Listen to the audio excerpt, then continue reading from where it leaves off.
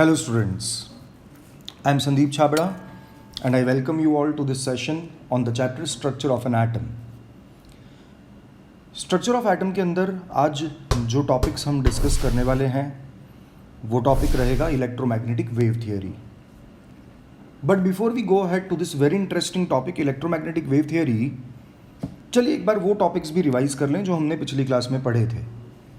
हो सकता है कुछ बच्चों ने आज ही ये सेशन ज्वाइन किया है, तो उन लोगों का भी एक क्विक रिवीजन हो जाएगा और साथ साथ हम भी एक क्विक रिकॉल ले लेते हैं कि पिछली क्लास में हमने क्या डिस्कस किया था. तो हमारी पिछली क्लास में हम डिस्कस कर रहे थे कुछ एटॉमिक मॉडल्स के बारे में और सबसे पहले हमने डिस्कस किया था Thomson's model of an atom. According to Thomson's model, atom is considered to be a sphere of positive charge. मतलब एक एटम के अंदर पॉजिटिव चार्ज यूनिफॉर्मली डिस्ट्रीब्यूटेड है. And in this sphere of positive charge the negatively charged electrons are embedded just as the seeds are embedded in a watermelon. बहुत सारी comparisons हैं इस model की. इसको plum pudding model, Christmas pudding model, watermelon model के नाम से जाना जाता है. चलिए हम कंपैरिजन वाटरमेलन के साथ कर लेते हैं. तो जिस तरह से वाटरमेलन में एक रेड एडिबल पार्ट है, एटम का पॉजिटिव चार्ज भी उस रेड एडिबल पार्ट की तरह है जो पूरा बेस बनाता है एटम का. और जिस तरह से एक वाटरमेलन में सीड्स एम्बेडेड हैं, उसी तरह एक एटम के अंदर भी negatively charged electrons are embedded in a positive sphere. The success of the model is able to explain the overall neutrality of an atom. इस मॉडल के हिसाब से ये बताया गया कि पॉजिटिव नेगेटिव चार्जेस एक दूसरे को बैलेंस कर देते हैं और जिसकी वजह से ओवरऑल एटम जो है वो एक न्यूट्रल एंटिटी है. पर इस मॉडल की एक लिमिटेशन भी थी. The model was not successful in explaining the observations of the experiments performed by Rutherford. Rutherford experiment perform कर रहे थे on the scattering of alpha particles. और इस experiment में Rutherford directed fast moving alpha particles on an extremely thin gold foil. Rutherford expected that most alpha particles would easily cross the gold foil. Rutherford को लगा कि alpha particles easily gold foil cross कर जाएंगे क्योंकि atom का positive charge पूरी तरह atom में डिस्ट्रीब्यूटेड है और ये पॉजिटिव चार्ज क्योंकि डिफ्यूज्ड है, डिस्ट्रीब्यूटेड है, वो एक फास्ट मूविंग अल्फा पार्टिकल को रोक नहीं पाएगा. चलिए इसको हम समझने की कोशिश करें और अच्छे तरीके से. तो आप इसको कुछ इस तरह से इमेजिन करेंगे कि लेट अस से यहाँ पे एक एक्सट्रीमली थिन गोल्ड फॉइल है और यहाँ से डायरेक्ट किए गए fast moving alpha particles on this extremely thin gold foil. Rutherford ने एक्सपेक्ट किया कि most of the alpha particles would pass through the gold foil undeflected without suffering any deflection. ये अल्फा पार्टिकल गोल्ड फॉइल से cross कर जाएंगे. कारण उसका ये, क्योंकि देखिए यहाँ पे जो पॉजिटिव चार्ज है वो ओवरऑल डिस्ट्रीब्यूटेड है, कुछ इस तरह से डिफ्यूज्ड है पूरे एटम के अंदर. और अल्फा पार्टिकल जो है that is a doubly charged helium ion. अब क्योंकि ये डबली चार्ज्ड हीलियम आयन है तो इस अल्फा पार्टिकल का एटॉमिक मास हो गया 4 यूनिट्स. क्योंकि हीलियम में 2 प्रोटॉन्स और 2 न्यूट्रॉन्स हैं. हम जानते हैं कि एटम का मास जो है that is because of protons and neutrons.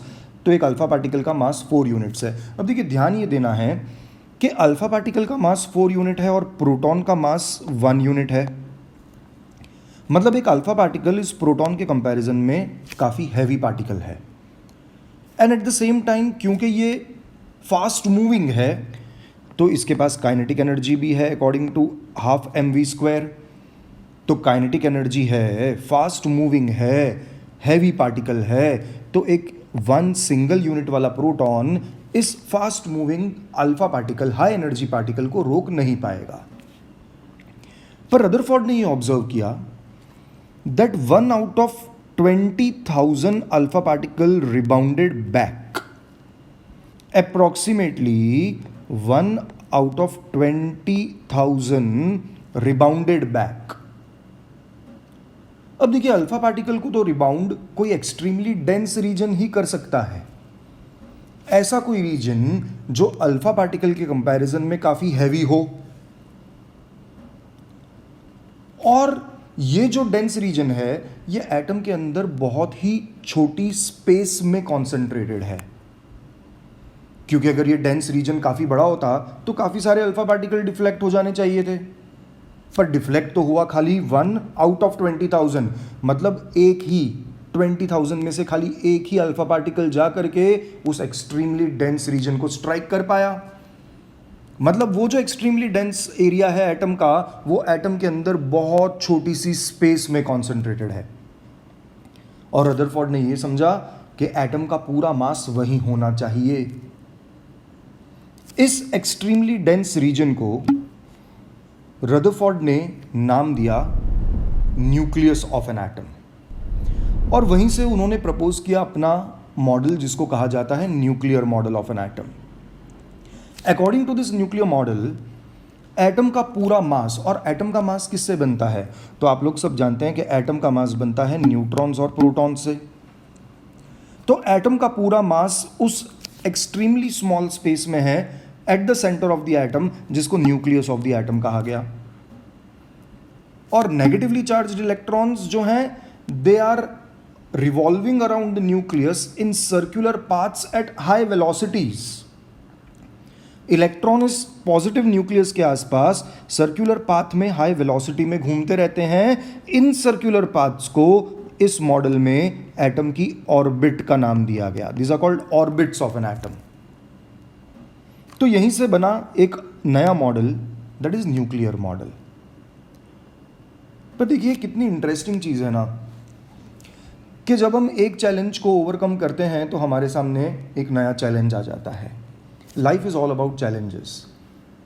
हम जब एक चैलेंज को ओवरकम करते हैं हमको लगता है ओहो हमने पता नहीं क्या अचीव कर लिया, पर ये ऐसी चीज़ है जिसका कोई एंड नहीं है।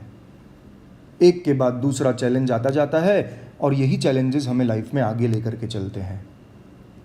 कुछ ऐसी ही हिस्ट्री एटम की भी है। पहले थॉमसन ने मॉडल प्रपोज किया जहाँ पे उसने पॉजिटिव चार्ज को यूनिफॉर्मली डिस्ट्रीब्यूटेड बताया, पर रदरफोर्ड के एक्सपेरिमेंट से ये क्लियरली प्रूव हो गया कि एटम का पॉजिटिव चार्ज डिफ्यूज्ड नहीं है एटम में, पर एटम का पॉजिटिव चार्ज एटम में एक छोटे से रीजन में कॉन्सेंट्रेटेड है जिसको हमने न्यूक्लियस कह दिया।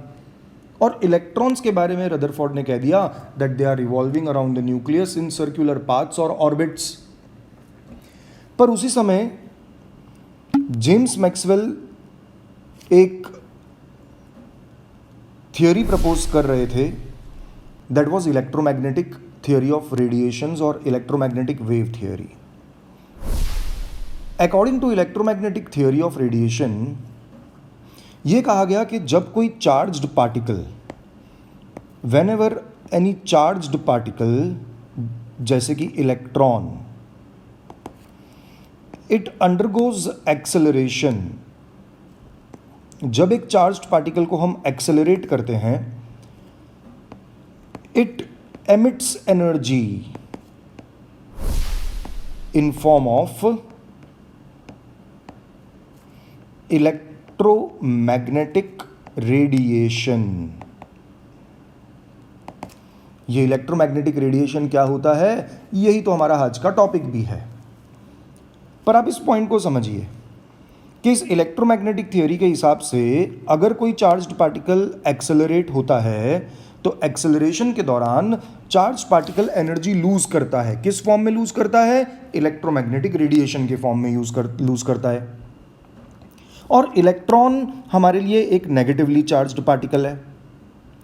अब अगर इलेक्ट्रॉन न्यूक्लियस के आसपास एक सर्कुलर पाथ में है तो सर्कुलर पाथ में इलेक्ट्रॉन का मोशन भी एक्सेलरेटेड मोशन है, क्योंकि सर्कुलर पाथ में डायरेक्शन हर पॉइंट पे चेंज होती है and with change in direction velocity changes.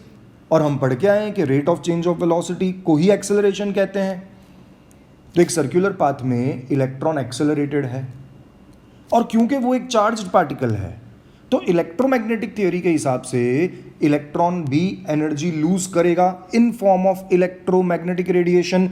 तो देखिए यहाँ पे इलेक्ट्रॉन एनर्जी लूज कर रहा है इन फॉर्म ऑफ इलेक्ट्रोमैग्नेटिक वेव्स या इलेक्ट्रोमैग्नेटिक रेडिएशन।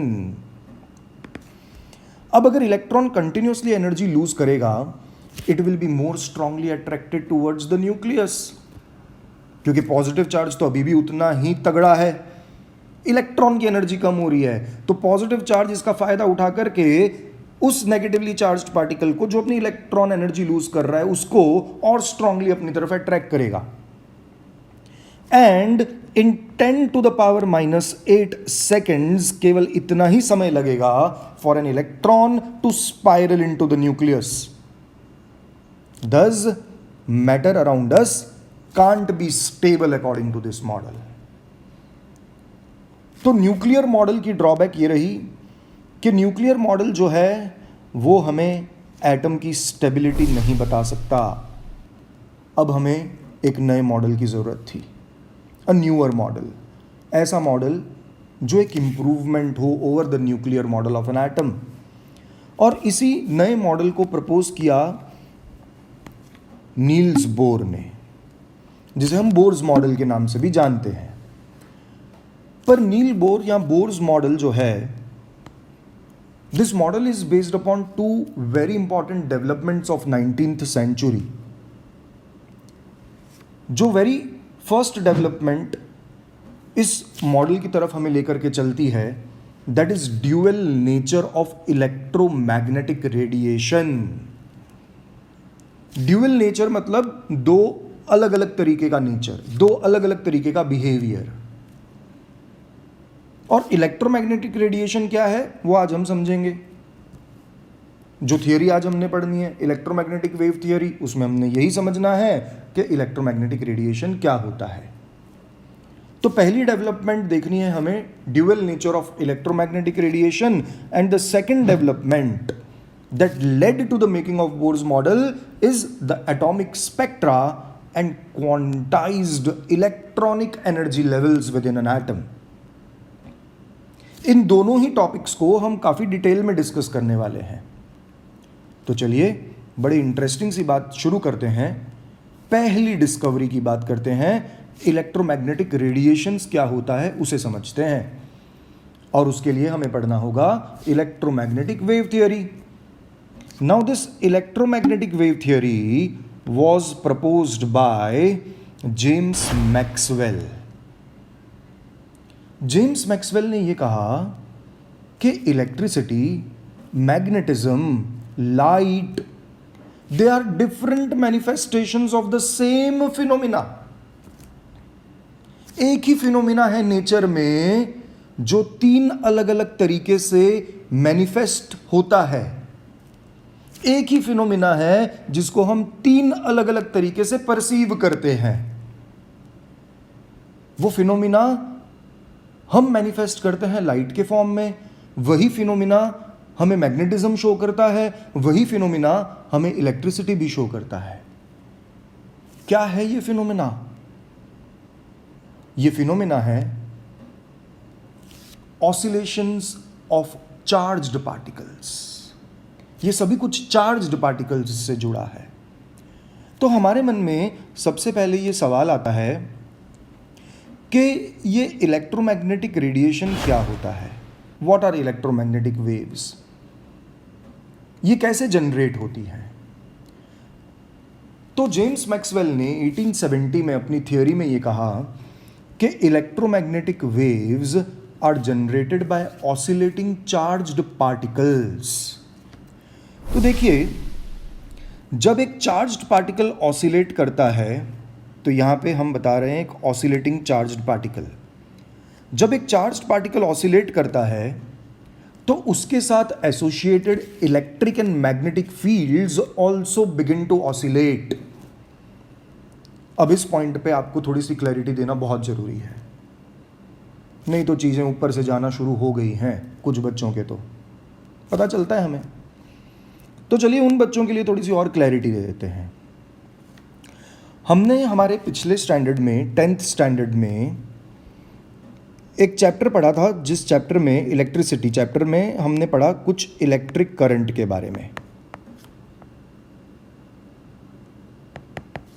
अब इलेक्ट्रिक करंट को आपने डिफाइन किया as rate of flow of charges, मतलब जब कोई चार्ज मोशन में है, charge in motion constitutes electric current. देखिएगा, बड़ी इंटरेस्टिंग बात पे जाएंगे। एक मोशन में चार्ज अगर है तो उससे हम करंट एक्सपीरियंस करते हैं। Charge in motion constitutes electric current. फिर आपको एक और चैप्टर पढ़ाया गया 10th स्टैंडर्ड में ही, और उस चैप्टर का नाम था मैग्नेटिज्म, या फिर अगर और स्पेसिफिक बोलूं तो magnetic effects of electric current. Magnetic effects of electric current. थोड़ा सा याद कीजिए, आपकी 10th की टेक्स्ट बुक में एक एक्सपेरिमेंट था जहां पे आपने प्रूव किया था कंडक्टर कैरिंग करंट, एक ऐसा कंडक्टर जो अपने में करंट कैरी करता हो, a conductor carrying current behaves like a magnet. वहां पे आपको एक एक्टिविटी दी गई थी कि लेट अस से कि हमारे पास एक स्ट्रेट कंडक्टर है। इस स्ट्रेट कंडक्टर्स को हमने पॉइंट्स x और y के बीच में रखा है। Now this straight conductor is connected to a battery. इसको हमने एक बैटरी से कनेक्ट किया थ्रू अ स्विच, और इस तरह से हम सर्किट को कंप्लीट करते हैं। Exactly below and parallel to the conductor we place a magnetic needle. This is the north of the magnetic needle and this is the south. जब हम इस में करंट स्विच ऑन करेंगे, the current is going to flow from south to north. यहां से current flow करेगा south to north over the magnetic needle. And when the current flows from south to north over the magnetic needle, the north pole of the needle gets deflected towards its west. The north pole gets deflected to the west. अब magnetic needle is a magnet, ये एक magnet है, और एक magnet को एक दूसरा magnet ही deflect कर सकता है। यहां पे मेरे पास कोई दूसरा मैग्नेट नहीं है, मतलब ये जो करंट कैरिंग कंडक्टर था, this was behaving like a magnet। और अगर ये करंट कैरिंग कंडक्टर मैग्नेट की तरह बिहेव कर रहा है तो इसमें मैग्नेटिक फील्ड है, मतलब मूविंग चार्जेस के पास मैग्नेटिक फील्ड भी है। मूविंग चार्जेस के पास इलेक्ट्रिक फील्ड है, तभी ही वो कंस्टिट्यूट करते हैं इलेक्ट्रिक करंट भी, और मूविंग चार्जेस के पास मैग्नेटिक फील्ड है, इसलिए वो शो कर पाते हैं मैग्नेटिज्म भी। What is the direction of the magnetic field around a straight conductor? पढ़ा है हमने, right hand thumb rule. Hold the straight conductor in the right hand with the thumb in the direction of the current and the fingers wrap around it in the direction of the magnetic field. In this case, the magnetic field is acting towards the west.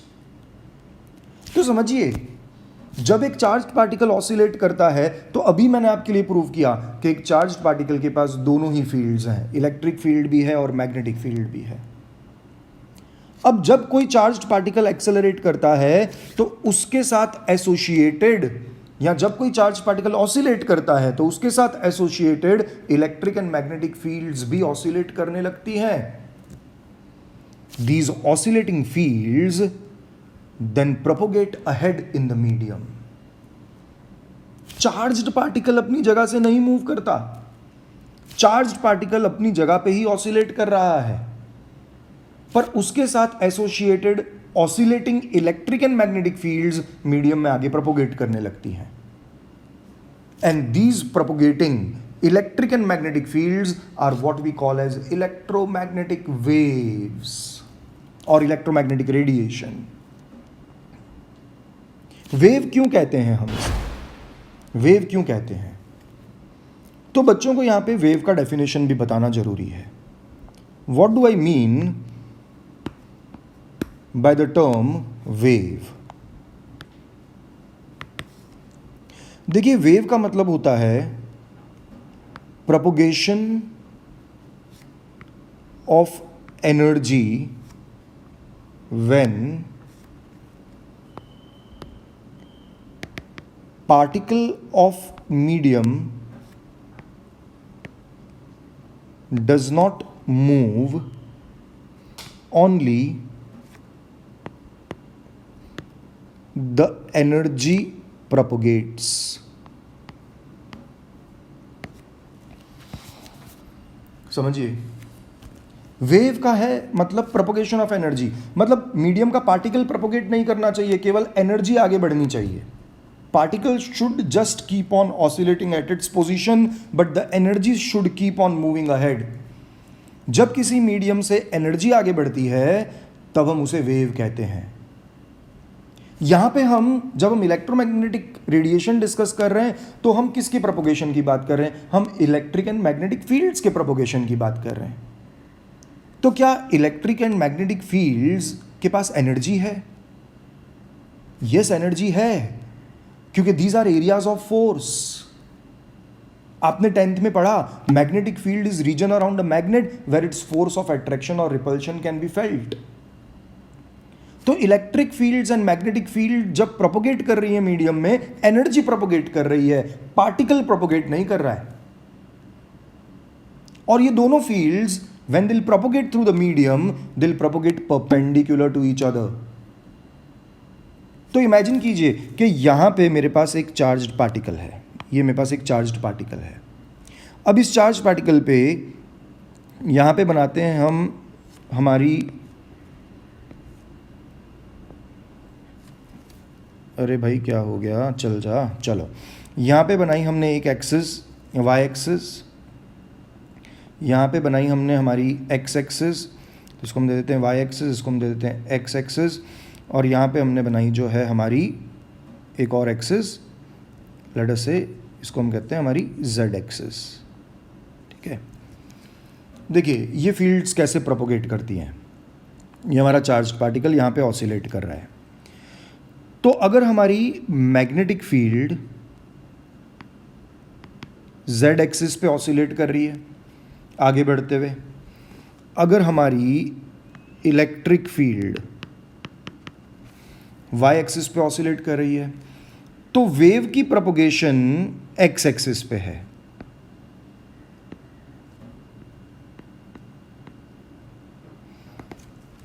मतलब electric and magnetic fields are oscillating perpendicular to each other. जब एक charge particle के साथ associated electric and magnetic fields oscillate करते हुए आगे बढ़ती हैं, their oscillations are perpendicular to each other and both of these are perpendicular to the direction of the propagation of the wave. इस तरह से इलेक्ट्रोमैग्नेटिक रेडिएशंस आगे बढ़ती हैं. और इन्हें वेव क्यों कहा गया? Because these are propagation of energy. The particle is not moving, only the energy is moving ahead in the medium. तो देखिए, आपको इसको और अच्छे से समझना हो, सो यहाँ पे हमारे पास एक चार्ज्ड पार्टिकल है, ऑसिलेटिंग चार्ज पार्टिकल. और जब ये चार्ज पार्टिकल ऑसिलेट कर रहा है तो इसकी एक फील्ड जो है वो वर्टिकल एक्सिस पे, जिसको हम देख रहे हैं रिटन एज इलेक्ट्रिकल कंपोनेंट, और एक फील्ड जो है वो हॉरिजॉन्टल एक्सिस पे है, मैग्नेटिक कंपोनेंट. मतलब electric and magnetic fields are oscillating perpendicular to each other, and both of these are oscillating perpendicular to each other and are perpendicular to the direction of the wave propagation. Now this is how electromagnetic waves propagate. So अगर अब मुझे define करना है कि what is electromagnetic wave, how are they produced, तो हमें लिखना है कि electromagnetic waves are propagating electric and magnetic fields when a charged particle oscillates. The electric and magnetic fields associated with it oscillate perpendicular to each other and both of these are perpendicular to the direction of the propagation of the wave. Let us now talk something more about electromagnetic waves. इनके बारे में और कुछ समझने की कोशिश करते हैं. So electromagnetic waves are non-mechanical waves and they possess a transverse character. What do I mean by non-mechanical wave? देखिए, हमने 9th स्टैंडर्ड में साउंड के बारे में पढ़ा, और साउंड में हमने ये पढ़ा that sound always needs a medium to propagate. पर electromagnetic waves can travel even through vacuum, means they do not need any material medium for propagation. ऐसी वेव्स जिनको किसी मटेरियल मीडियम की प्रोपोगेशन में जरूरत नहीं है, they can travel through vacuum, they are called non mechanical. And second, they have a transverse character. Again sound के reference से बात को शुरू करते हैं. साउंड में हमने पढ़ा था कि साउंड वेव्स आर लॉन्गिट्यूडनल. क्यों साउंड वेव्स को लॉन्गिट्यूडनल कहा गया? बिकॉज साउंड जब प्रोपोगेट करता है तो पार्टिकल की oscillation is parallel to the direction of wave propagation. पर अगर पार्टिकल की oscillation is perpendicular to the direction of wave propagation, then such waves are called transverse waves. अब इलेक्ट्रोमैग्नेटिक वेव्स को हम कह रहे हैं they have a transverse character. The reason is because यहां पे जो दो फील्ड्स ऑसिलेट कर रही हैं, they are oscillating perpendicular to each other. Water waves की अगर बात करें तो वाटर वेव्स को हम क्या बोलेंगे? क्या वाटर वेव्स को हम ट्रांसवर्स बोलेंगे? Yes, water waves are transverse waves. The reason is because even in these waves the particles are oscillating perpendicular to the direction of the wave propagation. ठीक है, तो अब हम इलेक्ट्रोमैग्नेटिक वेव्स की ये दो कैरेक्टरिस्टिक्स भी याद रखते हैं कि these are non-mechanical because they do not need a medium, and these are transverse waves because the oscillations of the field and the direction of propagation are all perpendicular to each other. Next thing, wave characters. देखिए, अगर wave है तो उसके पास wave की characteristics भी होनी चाहिए. क्या कैरेक्टरिस्टिक्स होती हैं किसी वेव की? तो हमने पढ़ा है हमारी अर्लियर क्लासेस में कि wave is characterised by properties like wavelength, amplitude, frequency. इन्हीं का एक क्विक रिवीजन ले लेते हैं. तो वेव को देखिए, जब हम वेव शो करते हैं तो वेव में हमारे पास एक डोम और एक वैली है जो कि कंप्लीट वेव बनाता है. ये जो हमारे डोम का पीक है इसको कहा जाता है क्रेस्ट, और जो बॉटम ऑफ द वैली है उसको कहा जाता है ट्रफ. अब वेवलेंथ की सबसे पहले बात करेंगे. What do we mean by the term wavelength? तो वेवलेंथ को डिफाइन करते हैं as the distance in between two consecutive crests और टू कॉन्जिक्यूटिव ट्रफ्स. ये दो कॉन्जिक्यूटिव क्रेस्ट, यहाँ पे ये दो कॉन्जिक्यूटिव क्रेस्ट, यहाँ पे ये दो कॉन्जिक्यूटिव ट्रफ्स के बीच का जो डिस्टेंस है that is wavelength. And wavelength को डिनोट कैसे करना है? तो इसको डिनोट करना है by a Greek letter lambda. इस तरह से wavelength is a distance, it's a distance between two consecutive crests और two consecutive troughs, and distance is always measured in SI units of metres. तो वेवलेंथ को भी हम मेजर करेंगे in SI units of metres. Okay, तो SI units होंगे इसके metres पर. मीटर जो है काफ़ी बड़ा यूनिट है, तो कितनी बार वेवलेंथ के लिए हम स्मॉलर यूनिट्स का भी यूज़ करते हैं. स्मॉलर यूनिट्स जैसे कि वेवलेंथ को मेजर किया जाता है नैनोमीटर्स में, and 1 nanometre is 10 to the power -9 metres. कितनी बार वेवलेंथ को आर्मस्ट्रॉन्ग्स में मेजर किया जाता है? And 1 angstroms is equal to 10 to the power -10 metres. तो ये कुछ बेसिक इक्वेशंस, ये जो रिलेशंस हैं यूनिट कन्वर्जन्स के, ये आपको याद रखने होंगे for different units of wavelengths. Next characteristic है that is the frequency of the wave. अब देखिए, frequency of any wave, frequency is denoted by a Greek letter nu. इस तरह से एक हुक लगा देंगे हम V लिख के, तो that is a Greek letter nu is the symbol of frequency.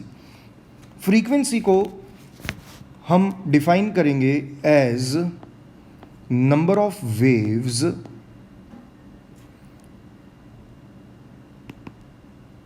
crossing a point in the medium in 1 second. समझिए, एक वेव के अंदर हमारे पास एक क्रेस्ट और एक ट्रफ है, तो ये भी कह सकते हैं कि number of crests and troughs crossing a point in the medium in 1 second. Number of waves, जितनी वेव्स होंगी उतनी ही क्रेस्ट और उतनी ही ट्रफ्स मीडियम में 1 सेकेंड में क्रॉस करेंगी. That is what we mean by the frequency. Frequency को हम मेजर करेंगे in SI units of hertz.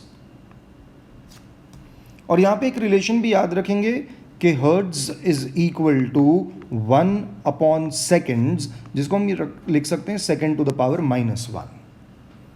तो ये हो गई हमारी दूसरी कैरेक्टर वेव की। पहली कैरेक्टर हमने पढ़ी wavelength, distance between two consecutive crests और टू कॉन्जिक्यूटिव ट्रफ्स।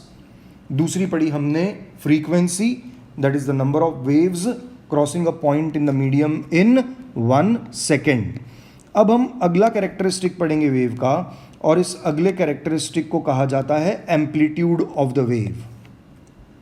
एम्पलीट्यूड को बताते हैं maximum displacement on either sides of the mean value. तो देखिए ये जो वैल्यू है, इस वैल्यू को हम कहते हैं मीन वैल्यू या मीन पोजीशन।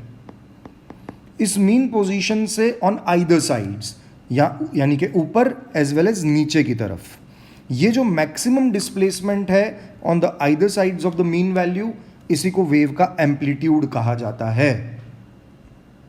ओके अब जो भी पॉइंट्स पॉजिटिव वाई एक्सिस पे हैं वो पॉजिटिव हैं, और जो भी पॉइंट्स हमारे वेव में नेगेटिव वाई एक्सिस पे आ रहे हैं उन्हें हम नेगेटिव साइन देते हैं। तो ये पोर्शन पॉजिटिव है और ये पोर्शन नेगेटिव है वेव का। ओके तो 3 कैरेक्टरिस्टिक्स अभी हमारे पास वेव की आई, वेवलेंथ, फ्रीक्वेंसी, एम्पलीट्यूड। एक और कैरेक्टरिस्टिक जो आपको यहां पे पढ़ना होता है, that characteristic is called the wave number. उसको हम कहते हैं वेव नंबर, और वेव नंबर को हम रिप्रेजेंट करते हैं न्यू बार से, new bar. Okay what is wave number? तो सबसे पहले डेफिनेशन हम पढ़ते हैं वेव नंबर की। तो wave number is defined as reciprocal of wavelength. It is the reciprocal of wavelength. तो मैं लिख सकता हूं कि nu bar is equal to 1/λ। It is the reciprocal of wavelength. अब अगर यहां पे हमने वेवलेंथ को सेंटीमीटर्स में मेजर किया है तो वेव नंबर का यूनिट बनेगा centimetre to the power -1। So once again, अगर वेवलेंथ को सेंटीमीटर्स में मेजर कर रहे हैं तो वेव नंबर का यूनिट बनेगा सेंटीमीटर टू द पावर -1। तो वेव नंबर को हम जनरली एक्सप्रेस करेंगे in the units of centimetre to the power -1। Okay so I hope आपको ये वेव कैरेक्टर्स अब क्लियर हो चुके हैं, एंड ये एक रिवीजन ही था। ऑलरेडी आप अपनी अर्लियर क्लासेस में इन्हें पढ़ के आ चुके हैं। सो बेसिकली हम लोगों ने यहाँ पे 4 तरीके के वेव कैरेक्टर्स के बारे में बात की है। आप याद रखिएगा, wavelength, frequency, amplitude and wave number. Okay अब यहाँ पे हम पढ़ते हैं एक बहुत ही इंपॉर्टेंट रिलेशनशिप। उस रिलेशनशिप को हम कहते हैं wave equation. So it is also called, the relationship is also called a wave equation. Now what is this wave equation? It is a relationship in between wave velocity, wavelength and frequency. यहां पे एक interesting point अब हम note करेंगे। देखिए अलग अलग तरीके की इलेक्ट्रोमैग्नेटिक वेव्स जो हैं they differ from each other in terms of their frequencies and wavelengths. Let us understand this. See, I'll write it for you, that different electromagnetic waves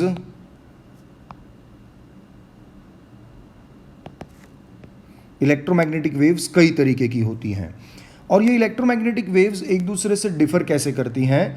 तो different electromagnetic waves differ in terms of their frequencies and wavelengths, but irrespective to their frequency or wavelength, they travel at constant velocity. Very important point for all of you to note कि अलग अलग electromagnetic radiations एक दूसरे से differ कैसे करेंगी. अलग अलग तरीके की इलेक्ट्रोमैग्नेटिक रेडिएशंस में डिफरेंस होगा उनकी वेवलेंथ्स और उनकी फ्रीक्वेंसीज में. पर इररिस्पेक्टिव ऑफ देयर फ्रीक्वेंसीज और wavelengths, they will all travel at a constant speed, and this constant speed is taken as the speed of light. और क्या है ये कांस्टेंट स्पीड, क्या है स्पीड ऑफ लाइट? हमने पढ़ा है that speed of light is taken as 3 × 10⁸ metres per second. तो किसी भी तरीके की इलेक्ट्रोमैग्नेटिक वेव जो है वो इसी स्पीड, कांस्टेंट स्पीड से ट्रैवल करती है.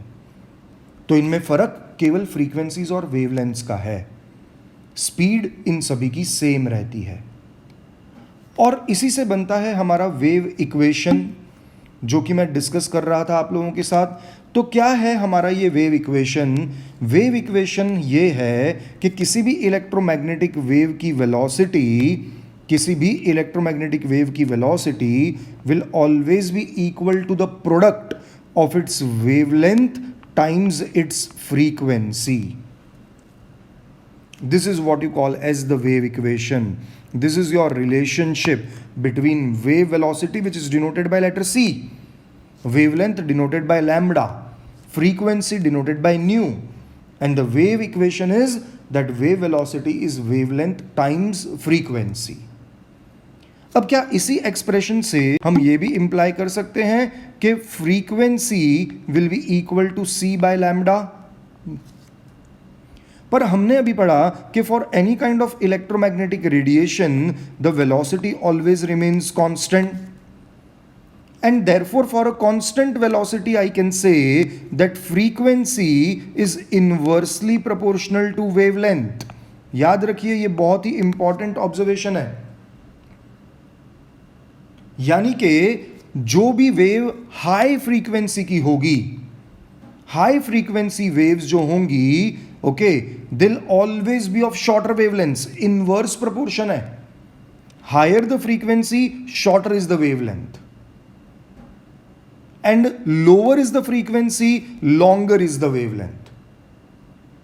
Again, higher frequencies, shorter wavelengths, lower frequencies would correspond to longer wavelengths. Okay, तो जैसा कि हम पढ़ के आए हैं हमारी पिछली क्लासेस में कि sunlight is a light of 7 different colours, जिसको हम एक एक्रोनिम से याद रखते हैं, और वो एक्रोनिम हमने पढ़ा था विबग्योर. इस एक्रोनिम से हम याद रखते हैं इन्हें.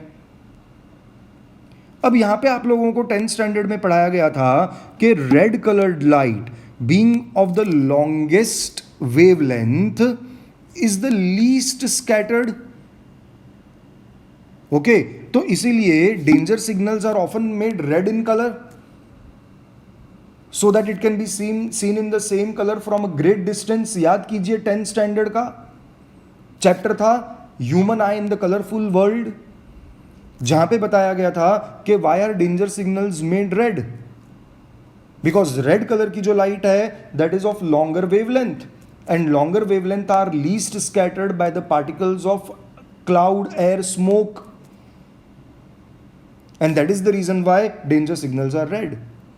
On the other hand the colour of the sky is blue because the particles in the atmosphere more prominently scatter shorter wavelengths. मतलब ब्लू एंड जो है it corresponds to shorter wavelength, and red and जो है it corresponds to higher wavelength, longer wavelength. अब longer wavelength and shorter wavelength, तो shorter wavelength towards the blue end will correspond to high frequency, and longer wavelengths towards the red end will therefore correspond to low frequencies. तो ये low frequency की wave हो गई red, और violet blue जो है वो high frequency हो गई because वो shorter wavelength है. अब देखिए इनमें फर्क है किसका, wavelength और frequency का, पर ट्रैवल तो ये सभी एक ही स्पीड से करती है ना, and that constant speed is taken as the speed of light. Okay, तो हम वेव इक्वेशन को भूलेंगे नहीं, ये वेव इक्वेशन हमारे लिए बहुत इंपॉर्टेंट है। और इस वेव इक्वेशन को याद रखने के लिए एक सिंपल तरीका भी है हमारे पास, और वो सिंपल तरीका भी हम देख लेते हैं। तो देखिए, हमारे पास यहाँ पे एक ट्राइंगल है। अब इस ट्राइंगल को हम पहले तो इस तरह दो पार्ट्स में डिवाइड कर लेते हैं, और फिर इसके लोअर पार्ट को वापस से दो और पार्ट्स में डिवाइड कर देते हैं। जो ट्राइंगल का अपर पार्ट है वहाँ पे हम लिखते हैं सी, यहाँ पे हम लिखते हैं लैम्डा, यहाँ पे हम लिखते हैं न्यू फॉर फ्रीक्वेंसी। अब अगर हमें सी को या सी की एक्सप्रेशन को जानना है तो हम सी को हाइड करके बाकी दो एक्सप्रेशन को देखेंगे, तो हमें पता चलेगा सी क्या है, it is equal to lambda multiplied by nu, lambda times nu. ठीक है, अब अगर हमें न्यू की एक्सप्रेशन को देखना है तो न्यू को छोड़ के हम बाकी दो एक्सप्रेशंस को देखेंगे, तो हमें पता चलेगा कि न्यू क्या हो गया, so nu is equal to c by lambda. अगर हम लैम्डा को देखना है तो लैम्डा को छोड़ करके बाकी दो वैल्यूज को देखते हैं, तो lambda is equal to c by nu. तो इस तरह से हम इस एक एक्सप्रेशन से सभी कुछ याद रख सकते हैं। Okay, so this is one more thing that I wanted all of you to know, that is something about our wave equation. Okay, so let us now go ahead with the discussion को और आगे लेकर के चलते हैं। Okay, next is what do we mean by the electromagnetic spectrum. So let us understand what do we mean by the electromagnetic spectrum. Okay, electromagnetic spectrum, it is the arrangement of different electromagnetic waves in increasing order of their frequencies or wavelengths. क्योंकि इन सभी की velocity तो constant है, वो तो हम दिमाग से निकालेंगे नहीं, पर अगर सभी तरीके की इलेक्ट्रोमैग्नेटिक वेव्स को हम एक इंक्रीजिंग ऑर्डर ऑफ फ्रीक्वेंसी या वेवलेंथ में अरेंज कर दें तो वहीं से हमें मिलता है इलेक्ट्रोमैग्नेटिक स्पेक्ट्रम। और ये इलेक्ट्रोमैग्नेटिक स्पेक्ट्रम कौन रेडिएट करता है? This electromagnetic spectrum, this different kinds of electromagnetic waves, they are all radiated from the sun. सन से ही हमें विजिबल लाइट मिलती है, सन से ही हमें इंफ्रारेड मिलता है, सन से ही हमें अल्ट्रा वायलेट मिलता है, वहीं से आती हैं रेडियो वेव्स, वहीं से आती हैं गामा वेव्स, वहीं से आती हैं माइक्रोवेव्स। ये अलग अलग तरीके की रेडिएशंस हैं। विजिबल लाइट जो हम देख पाते हैं वो भी एक तरीके का इलेक्ट्रोमैग्नेटिक रेडिएशन है, पर इन सभी इलेक्ट्रोमैग्नेटिक रेडिएशंस में डिफरेंस केवल इनकी वेवलेंथ्स और फ्रीक्वेंसीज का है। ट्रैवल तो ये सब कांस्टेंट स्पीड से ही कर रही हैं, that is speed of light. अब अगर इन सभी तरीके के रेडिएशंस को हम एक इंक्रीजिंग ऑर्डर ऑफ वेवलेंथ या फ्रीक्वेंसी में अरेंज कर दें तो हमको मिलेगा इलेक्ट्रोमैग्नेटिक स्पेक्ट्रम, और वही इलेक्ट्रोमैग्नेटिक स्पेक्ट्रम अब हम यहां पे देखते हैं। ओके, तो देखिए यहां पे आपके लिए इलेक्ट्रोमैग्नेटिक स्पेक्ट्रम में waves are arranged in increasing frequency और I can say in increasing wavelengths. इस स्पेक्ट्रम का बहुत ही छोटा सा पार्ट जो कि आप यहां देख पा रहे हैं, that is around 10 to the power 15 hertz के आसपास की frequency, that is what comprises your visible light. पर रेडिएशंस विजिबल लाइट से हायर फ्रीक्वेंसीज के भी हैं और रेडिएशंस विजिबल लाइट से लोअर फ्रीक्वेंसीज के भी हैं। अगर आप लोअर फ्रीक्वेंसीज में जाएंगे तो 10 to the power 14 से 10 to the power 12 हर्ट्ज तक यू हैव इंफ्रारेड। उससे lower frequencies 10 to the power 10 hertz तक you have microwaves, and then उसके बाद you have radio waves. A lower frequency than microwaves are radio waves. These are those frequencies which are lower than your visible light. In a similar way, there are frequencies which are even higher than the visible light. जैसे visible light 10 to the power 15 hertz पे, तो उससे ऊपर अगर चलें 10 to the power 16 hertz तक you have ultraviolet. उससे भी higher चलें you have X-rays, and very high frequencies, and these are called gamma rays. Now this is what is your electromagnetic spectrum. And this spectacular spectrum is radiated by the sun.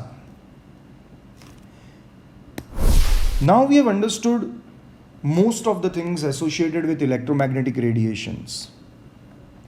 But there is one particular thing जिसके ऊपर मैं चाहता हूं कि आप बहुत ज़्यादा ध्यान से इस पॉइंट को समझिए, and I will say this is I have almost come towards the end of the topic, so 5-10 minutes का आपका और ध्यान चाहिए मुझे, so please be focused on this particular point and understand it very carefully.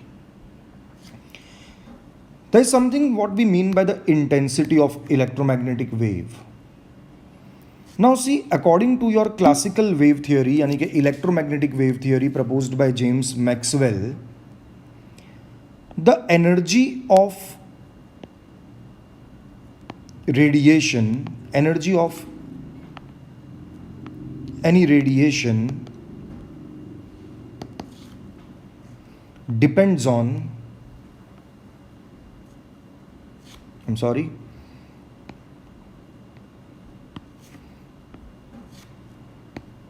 the energy of any radiation depends on its intensity. Intensity का मतलब होता है ब्राइटनेस.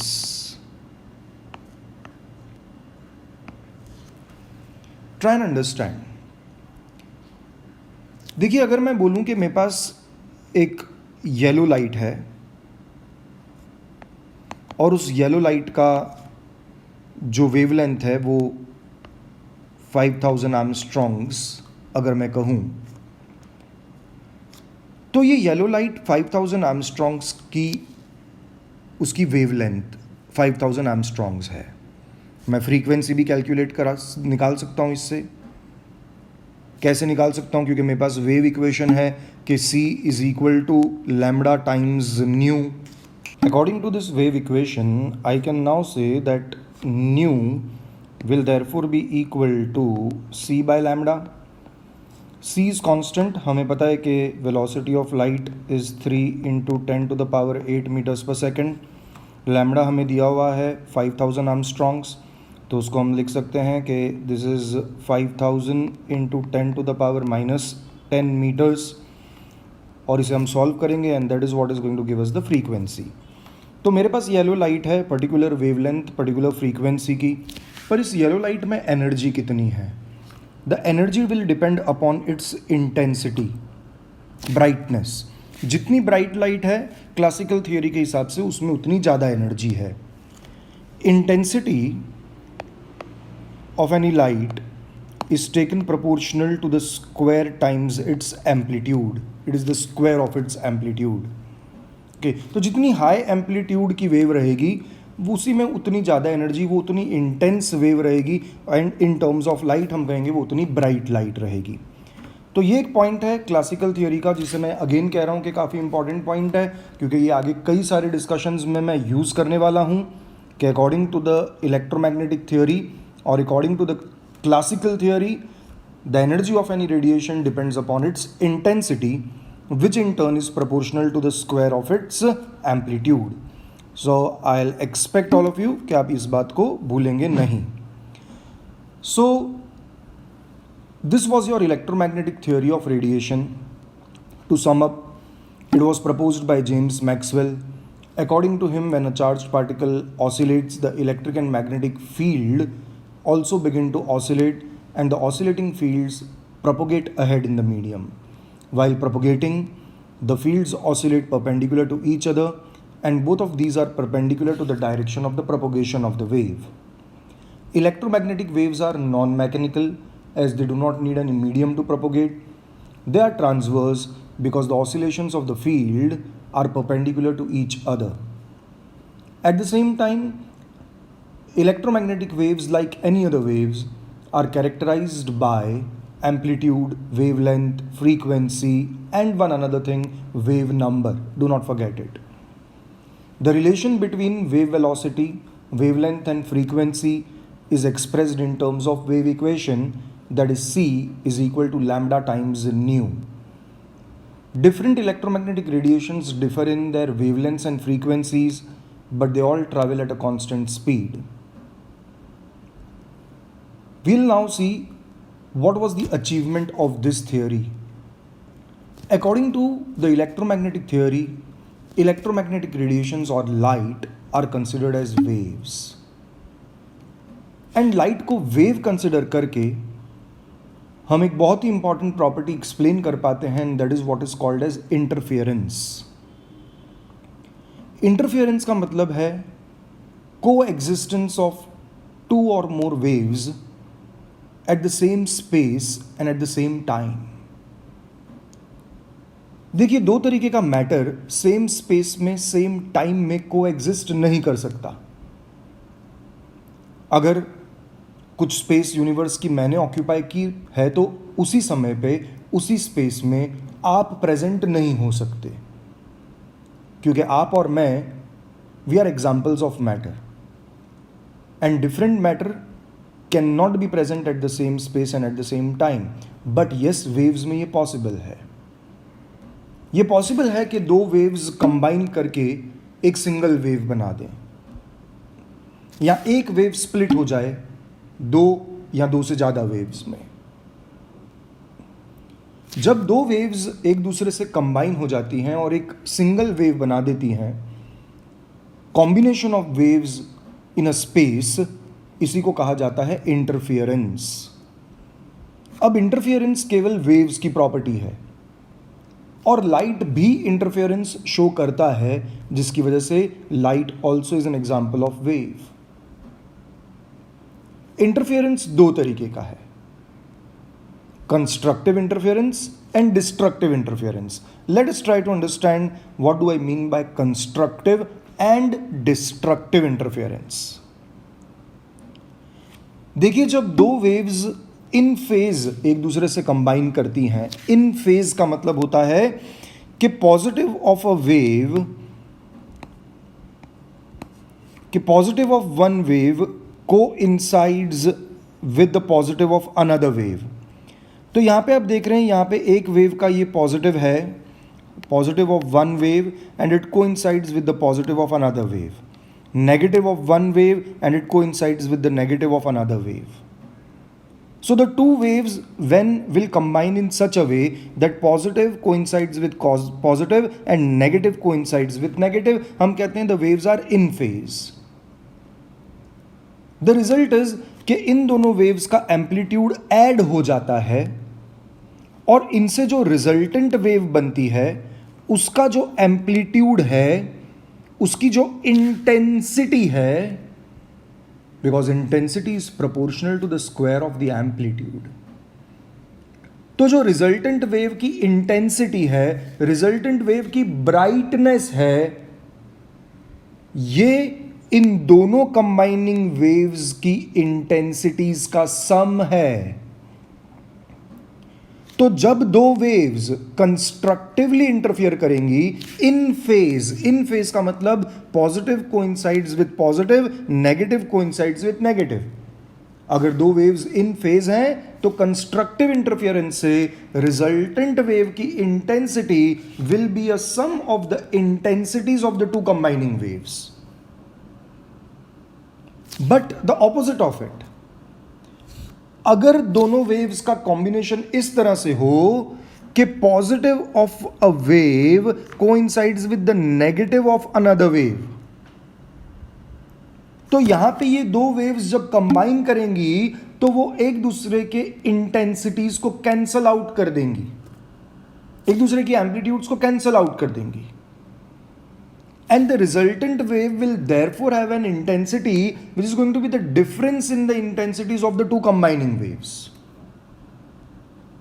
अगर ये दोनों combining waves का amplitude same है, अगर इन दोनों का amplitude same है, तो ये एक दूसरे को completely destruct कर देंगी.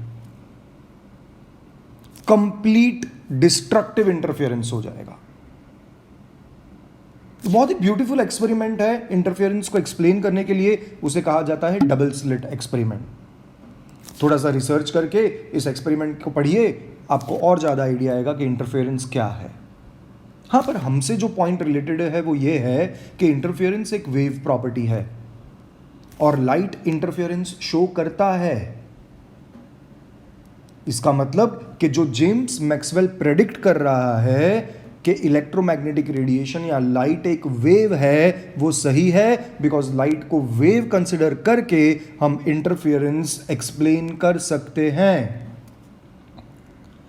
तो ये हुआ हमारा पहला नेचर इलेक्ट्रोमैग्नेटिक रेडिएशंस या लाइट का, कि इलेक्ट्रोमैग्नेटिक रेडिएशंस या light they possess a wave like nature. पर टॉपिक था ड्यूअल नेचर, ये तो हुआ वेव लाइक नेचर। तो दूसरा नेचर क्या है इन इलेक्ट्रोमैग्नेटिक रेडिएशंस का? तो उस दूसरे नेचर को समझने के लिए हमें कुछ ड्रॉबैक्स देखने होंगे इलेक्ट्रोमैग्नेटिक वेव थियरी के। जहां पे इलेक्ट्रोमैग्नेटिक वेव थियरी सक्सेसफुल है in explaining properties like interference and diffraction, वहीं पे इस इलेक्ट्रोमैग्नेटिक थियरी की ये लिमिटेशन है that it can not explain properties और phenomena like black body radiation and photo electric effect. Now what do we mean by black body radiation? What do we mean by photo electric effect? क्यों electromagnetic theory black body radiation या photo electric effect को नहीं समझा पाती? इस topic को हम continue करेंगे हमारी अगली क्लास में। तो हमारी नेक्स्ट क्लास का डिस्कशन रहेगा the limitations of electromagnetic wave theory in explaining black body radiation and photo electric effect. That's all for the day. I hope you have enjoyed the lecture. I hope आपको सब कुछ अच्छे से समझ में आया है। Keep on studying hard and will continue with some more interesting topics in my next class. Thank you all.